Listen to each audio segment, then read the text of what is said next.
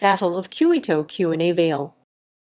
The Battle of Cuito Cuanavale was fought intermittently between 14 August 1987 and 23 March 1988, south and east of the town of Cuito Cuanavale, Angola, by the People's Armed Forces for the Liberation of Angola FAPLA and advisors and soldiers from Cuba, USSR, Vietnam, ANC.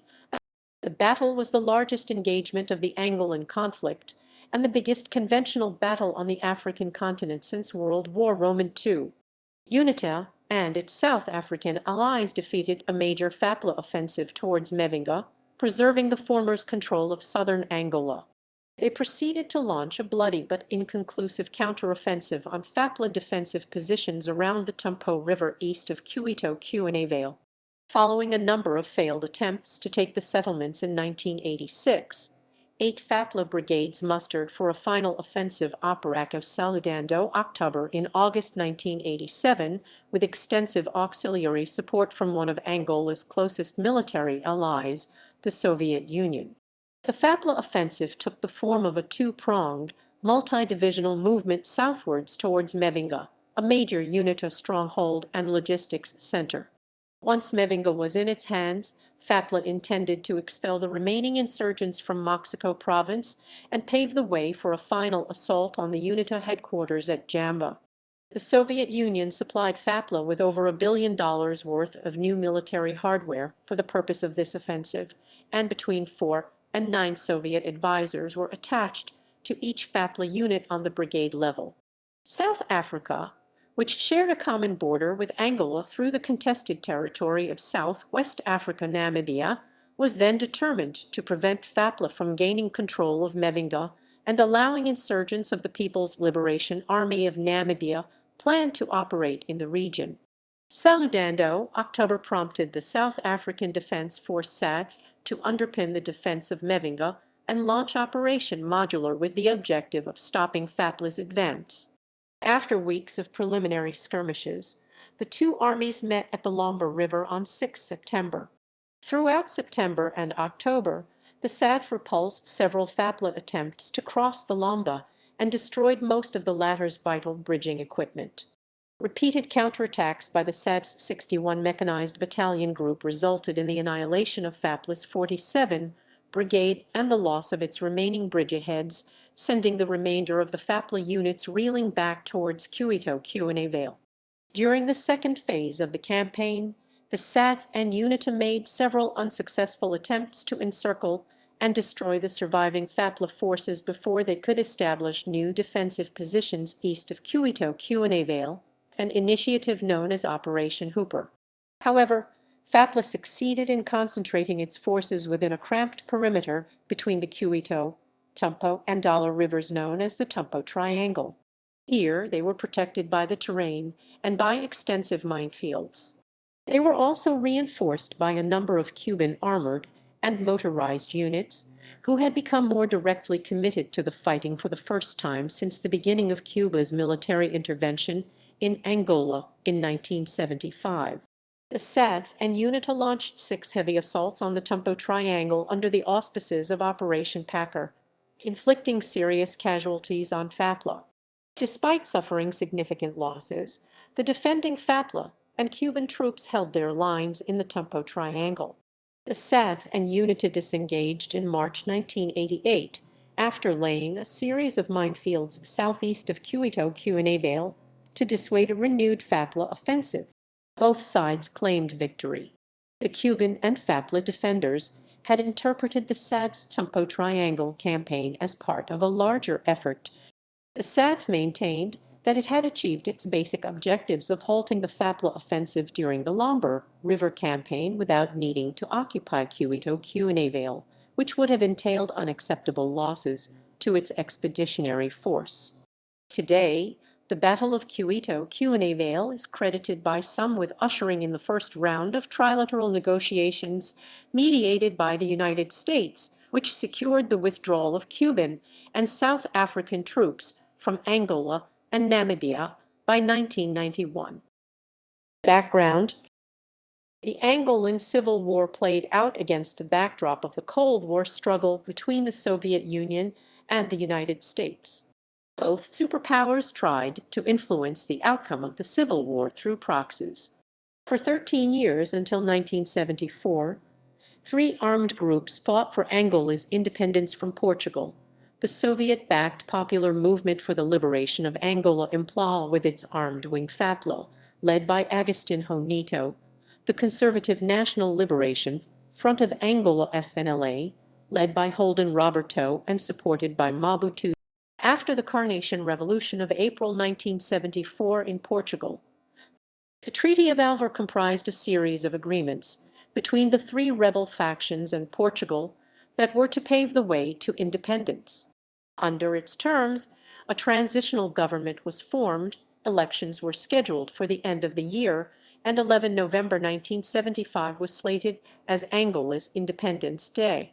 Fighting between the three rebel factions started soon after the transitional government took office on 31 January 1975, with each movement gaining control of their traditional areas of influence by mid-1975, the FAPLA in the capital and central Angola, the FNLA in the north and UNITA in the south. The FNLA was defeated in the 1970s, and the struggle for control continued between the Soviet-backed FAPLA forces and the United States and South African-backed UNITA movement. The FAPLA government of Angola and SWAPO were supported by Cuba, the Soviet Union, and other communist states, while UNITA and FNLA were supported by capitalist states, albeit clandestinely, foremost among them the United States and South Africa.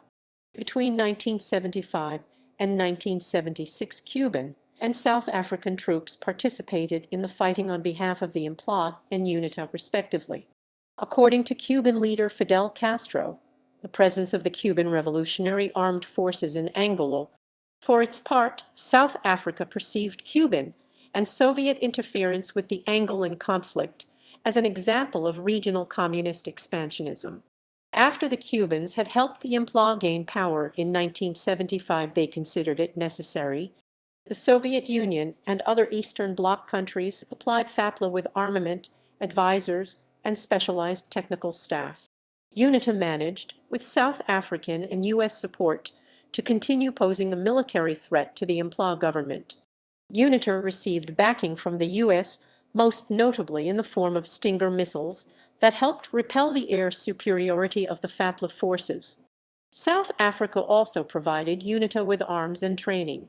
South Africa had governed Southwest Africa, Namibia, under an expired League of Nations mandate since annexing the territory from the German Empire during World War I. In 1966, the Southwest African Liberation Army, later known as the People's Liberation Army of Namibia, launched an armed struggle to free the territory from South African rule. Following the FAPLA's ascension to power, SWAPO gained its support and began operating from sanctuaries inside Angola. The South African government's strategic concern was thus to ensure continued UNITA control over regions bordering Southwest Africa, so as to prevent the SWAPO guerrillas from receiving Angolan support and gaining a springboard in southern Angola from which to launch attacks into Southwest Africa. Its security strategy was shaped by the doctrines of preemptive interventionism and counter-revolutionary warfare. Following the South African Operation Protea in August 1981, in which it temporarily occupied 50,000 square kilometers, 19,000 sq mi of Cunene province, UNITA took effective administrative control of most of Cunene in January 1982. Operaco Saludando, October/Operation Greeting October. Because of the UNITA insurgency, the central government never managed to gain control of the whole country. UNITA had control of much of southeastern Angola. Whenever it was threatened, South Africa intervened on its behalf. South Africa kept the whole southern border in Angola, and at times up to 50,000 km to 19,000 sq mi of Cunene province occupied, and conducted invasions and raids into the country. In 1987, as part of the Angolan government campaign against UNITA and for the control of southeastern Angola, the Angolan army launched campaign Operaco Saludando, October to drive UNITA forces from their stronghold cities of Mavinga, former Portuguese military base, and Jamba in the southeast of the country, north of the Caprivi Strip. As in previous campaigns, planning and leadership was taken over by the Soviets and the higher ranks in the units were taken over by Soviet officers. Major General Ryabchenko would command the Angolan forces in the battle. Soviet command did not include the Cuban forces in Angola, and the Cubans initially did not engage in combat but took over support functions. FAPLA's equipment was upgraded, including 150 T-55 tanks and Mi-24 helicopters. The Soviets dismissed the advice of the Cubans, as in the campaigns before, who warned that the operation would create another opportunity for a South African intervention. It was decided to commence the attack from Cuito Cuanavale. Taking notice of the massive military buildup, South Africa warned UNITA. The Angolan campaign was initially successful and made considerable gains into southeastern Angola. The South African government became aware that UNITA would not be able to withstand the onslaught. On 15 June, it decided to intervene and authorized covert support. On 4 August 1987, the SADF launched Operation Modular, which was to stop the Angolan advance on Mavinga to prevent a rout of UNITA. The SADF 61 Mechanized Battalion crossed into Angola from their base at the border town of Rundu. Objectives and outcomes. The Battle of Cuito Cuanavale was part of the Angolan Civil War, itself a proxy war in the Cold War. The FAPLA strategic objective was to destroy UNITA, win the Civil War, and thus take sole control of the entire country. As part of that process, FAPLA brigades advanced southeast from Cuito Cuanavale to attack UNITA at Mavinga. The South African strategic objective was to prevent SWAPO from using southern Angola to launch attacks into southwest Africa. To achieve this, the SADF supported UNITA in southern Angola, and when FAPLA advanced from Cuito Cuanavale to attack UNITA at Mavinga, the SADF intervened to protect UNITA by stopping that advance. The FAPLA attack was comprehensively smashed by the SADF intervention, with FAPLA and its Cuban allies suffering heavy casualties. The SADF objective was thus achieved, in that the FAPLA advance was halted outside Cuito Cuanavale and was abandoned shortly thereafter. The Cuban/Angolan objective was thereafter reduced to securing the town of Cuito Cuanavale on the west of the river from capture. The SADF had a political imperative to avoid casualties wherever possible. There was never an attempt made to capture the town of Cuito Cuanavale, and the SADF had orders to avoid the town unless it fell into their hands without a fight. Although the SADF achieved its objective of stopping the advance and protecting UNITA, FAPLA/Cuba also claimed victory in the battle. In a speech to the Cuban people delivered while visiting Cuba in 1991, Nelson Mandela repeatedly reiterated this view and claimed that the Battle of Cuito Cuanavale marked an important step in the struggle to free the continent and our country of the scourge of apartheid. This perspective locates the outcome of the battle within the context of the withdrawal of the SADF from Angola and the independence of Angola. The battle opened the window of opportunity for a negotiated settlement in South Africa, as well as the implementation of UN Resolution 435 that brought independence to Namibia.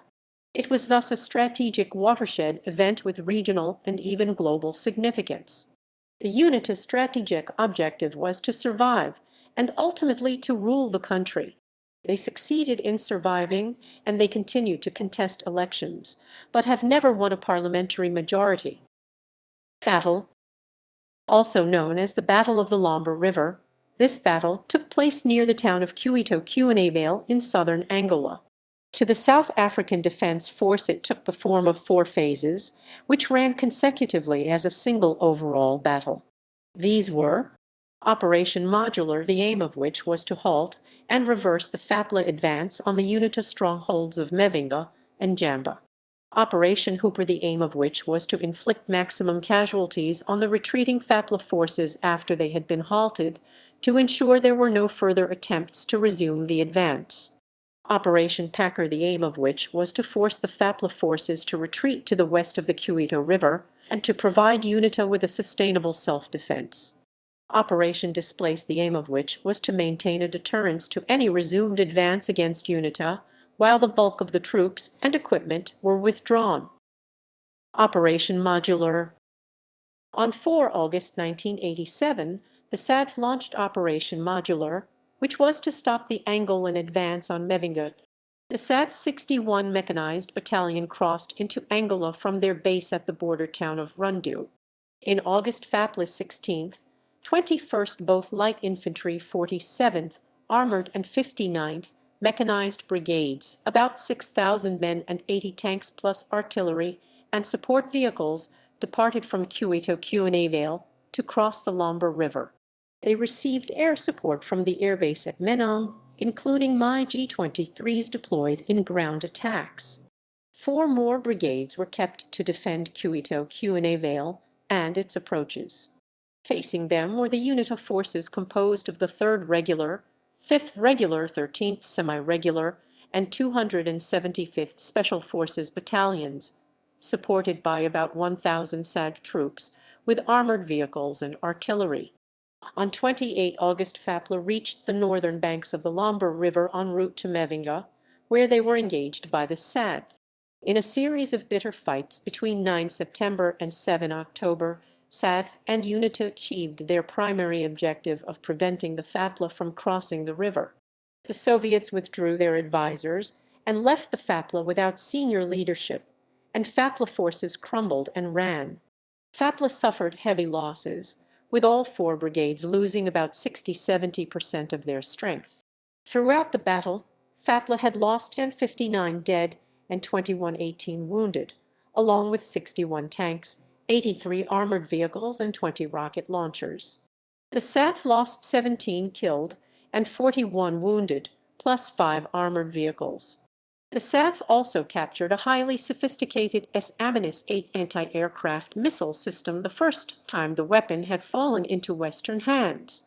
The Angolan army, headed into a retreat over 190 km back to Cuito Cuanavale, which it desperately held on to.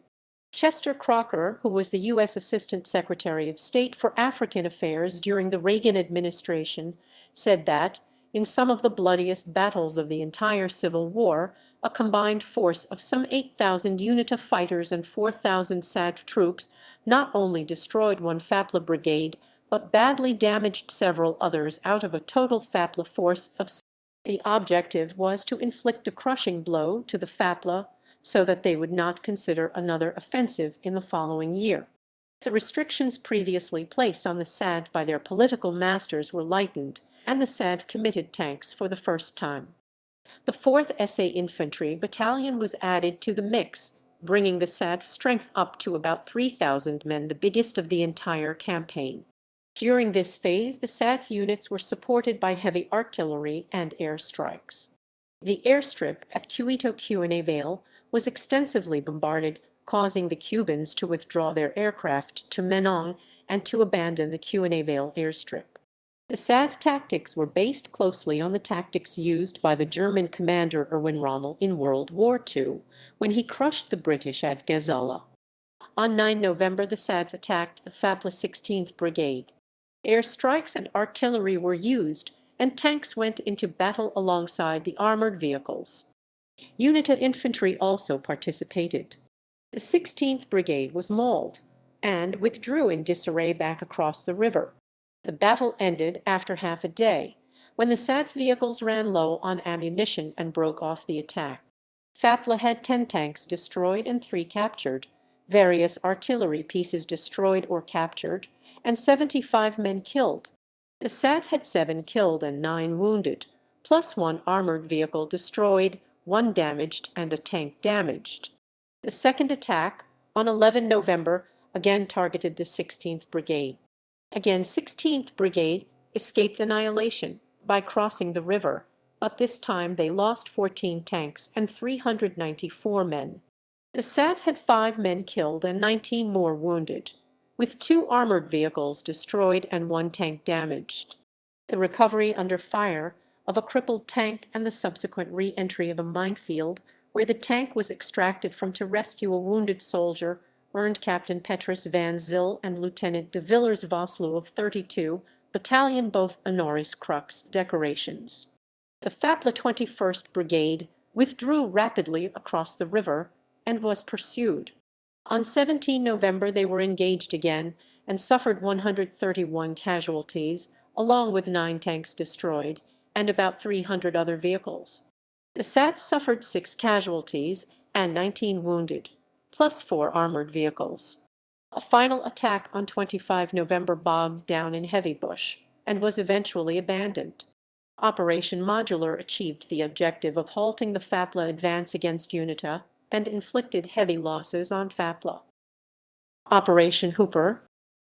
By November, the SAT had cornered the remnants of 3 FAPLA units on the east of the Cuito River, across from the town itself, and was poised to destroy them. The quite demoralized 59th FAPLA Motorized Infantry Brigade, 21st and 25th FAPLA Light Infantry Brigades, in positions near Tumpo and east of the Cuito River, were effectively cut off due to SAT artillery control of both the bridge and airstrip, and to UNITA guerrilla control of the road from Menon, which they had mined and were prepared to. With no functioning armor or artillery remaining, the FAPLA units faced annihilation. On 15 November, the Angolan government requested urgent military assistance from Cuba. In Fidel Castro's view, a South African victory would have meant not only the capture of Cuito and the destruction of the best Angolan military formations, but, quite probably, the end of Angola's existence as an independent country.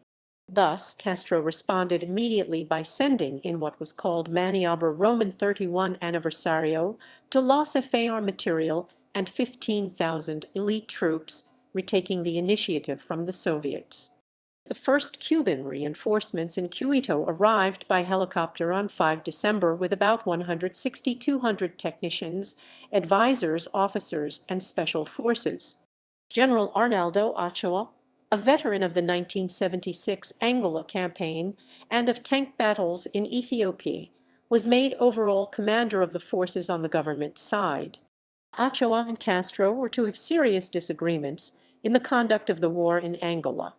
These tensions were to have repercussions both during the war, where Castro's interference with defense plans may have cost the Cubans dozens of lives, and in the aftermath of Angolan hostilities a year later, when Ochoa was arrested, tried and executed by firing squad after being found guilty of treason. General Sintras Frias was made commander at Cuito Cuanavale. The Cubans' initial priority was securing Cuito Cuanavale, but while reinforcements were arriving at the besieged garrison, they made preparations for a second front to the west of Cuito Cuanavale, in Lubango, where the SAD had been operating unhindered for 8 years. On 25 November, the UN Security Council demanded the SAD's unconditional withdrawal from Angola by 10 December, yet without threatening any sanctions. The SAD units received fresh troops and equipment, but the units were reduced to about 2,000 men and 24 tanks for the rest of the operation. The new arrivals had to be acclimatized first. The SAT objective was defined as being to destroy the enemy east of the river, or at least to drive them back across the river, inflicting maximum casualties, but suffering minimum losses of their own. The river crossings were to be fortified and handed over to UNITA, and the SAT were to withdraw from Angola as soon as that was achieved. The order was that the town of Cuito Cuanavale would not be attacked unless it fell into SAT hands almost without a fight. The bombardment started on 2 January 1988, with a mix of artillery and air strikes and a UNITA infantry attack that failed. On 3 January, the SAT destroyed the important bridge across the Cuito River using a Raptor glide bomb.